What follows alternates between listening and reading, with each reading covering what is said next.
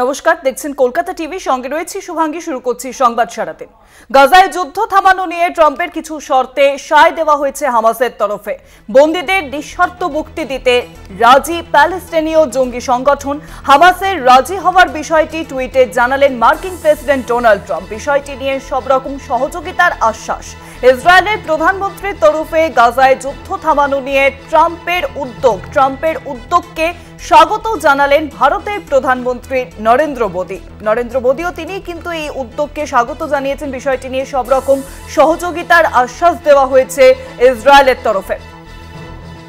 আর জানাবেন ফোন লাইনের সঙ্গে রয়েছেন প্রতিনিধি অরিত্র ঘোষ। অরিত্র, হামাসের কাছে বেশ কিছু শর্ত আরোপ করেছিল ডোনাল্ড ট্রাম্প, যে বিষয়টাতে হামাস সায় দিয়েছে সেরকম বিষয়ই কিন্তু উল্লেখ করেছেন ডোনাল্ড ট্রাম্প তার সামাজিক মাধ্যমে।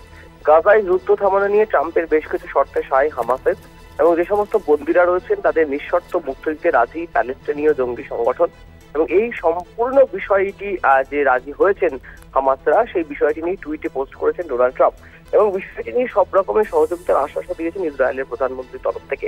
ডোনাল্ড ট্রাম্প যে টুইট করছেন সেখানে তিনি স্পষ্ট উল্লেখ করছেন, based on the statement just issued by Hamas, I believe they are ready for a lasting peace.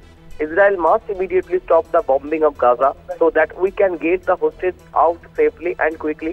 Right now, it's far too dangerous to do that. We are already in discussion on details to be worked out. This is not about Gaza alone. This is about long shout peace in the Middle East. অর্থাৎ middle east কান্ট্রির মধ্যে শান্তি প্রতিষ্ঠা করার যে প্রচেষ্টা বা যে প্রয়াস, সেই প্রয়াসটা আংশিকভাবে সফল হয়েছে, সেই বিষয়টি কিন্তু তুলে ধরতে চেয়েছেন ডোনাল্ড ট্রাম্প। শুধু ডোনাল্ড ট্রাম্প নয়, এই সম্পূর্ণ বিষয়টি নিয়ে কিন্তু সামাজিক মাধ্যমে টুইট করেছেন ভারতের প্রধানমন্ত্রী নরেন্দ্র মোদী। তিনি যেটা তার টুইট হ্যান্ডেল থেকে লিখছেন যে, we welcome president Trump's leadership as peace efforts in Gaza make decisive progress. Indications of their release of hostages mark a significant step forward. India will continue to strongly support all efforts towards a durable and just peace.